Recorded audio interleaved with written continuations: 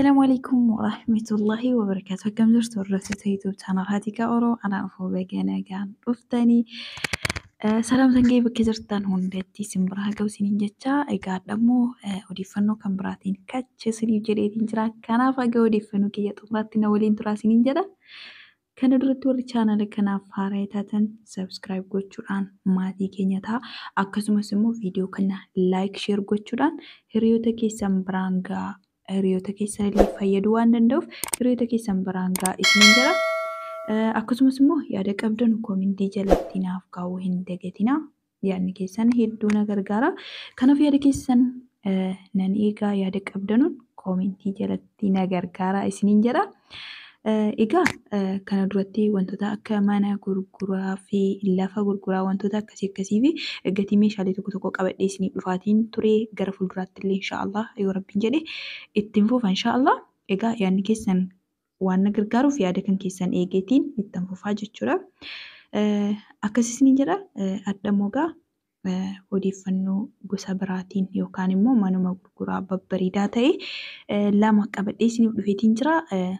Akkan koomentii kan keessan hubadhetti illee mana gatiin isaa rakasa ta'e akkasumas keessodhaan immoo namoonni baay'een kan na gaafatan isin jiru kan gatiin isaa illee rakasa ta'e bakka gaariidhaa naaf barbaade warra naaf jettanii gaaffiin keessan deebii argateera jedhee yaadaga.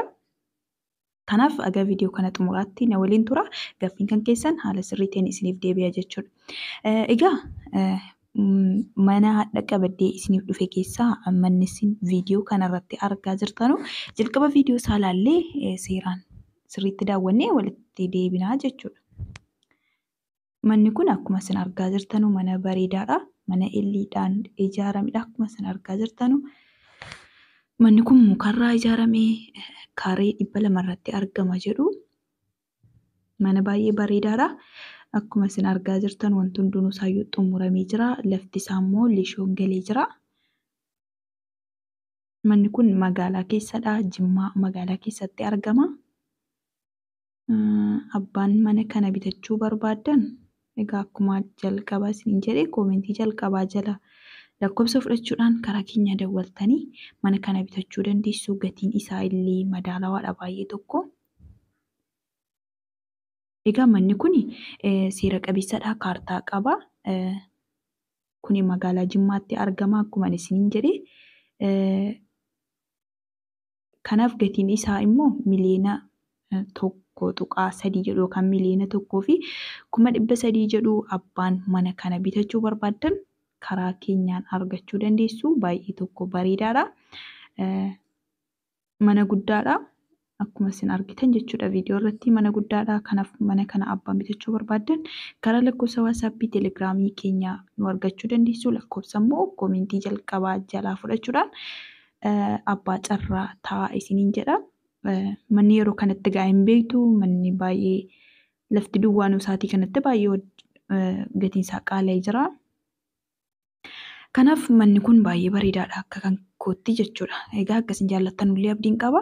Inni lammaffaan mana isin suuraa kanarratti argaa jirtanudha. Mana kana viidiyoo isaallee argachuu hin dandeenye. Kanaaf suuraadhuma isaa qofaan qabadhee isiniif dhiyaadhe. Manni kun karaa daariitti argama. Mana guddaadha. Akkuma isin suuraa irratti argaa jirtanu lafa kaaree 200 ol irratti argama. 200 olii jedhanii mana isaatti garuu hin beeku lafa kaaree 200 olitti argama. Akkasuma immoo mana jireenyaaf ta'uudha jedhu. Inni kun seera qabeessadha. Kaartaa hin qabu garuu seera qabeessadha jedhu. Kanaaf manni kun gatiin isaa 550,000 jedhu. Abbaan mana kanallee bitachuu barbaadan kunillee magaaluma Jimmaa keessatti argama. Kanaaf isa kanallee dawwaltanii bitachuu dandeessu. Abbaa carraa ta'a. Inni kunillee dirdirii xiqqoo qaba. Lamma isaayyuu dirdirii xiqqoo qaba.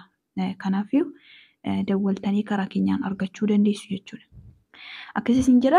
Egaa viidiyoon kun yoo isinitti tole laayikii tuquu yoo isinitti tole qofa osoo hin taane laayikii tuquudhaan sheerii gochuudhaan hiriyoota keessan biraan naaf ga'a. Maaliif tarii namni viidiyoon kun fayyaduun hin jira ta'uu danda'a. Kanaaf namallee fayyaduu danda'uu qabdu jechuudha.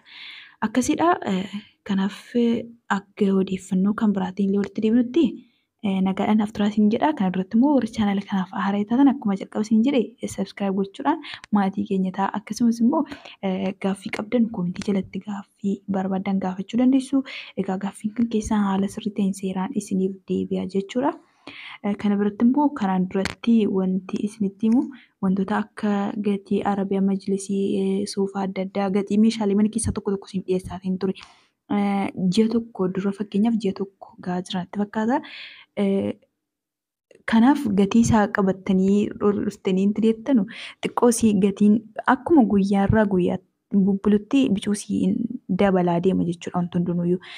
Kanaaf akkanatti mufanne ijoolleen baay'een gatii kan duraanii qabattanii fa'aa dhuftanii keessoodhaan akkasii gatii isaa achirratti akkasimtee asitti immoo maaliif keessaan immoo maaliif dabaltan irra jettani gatiin akkuma walii buluun ni dabalaa deema. Kanaaf akkasii isiniin jedhe malee wanta biraatii miti.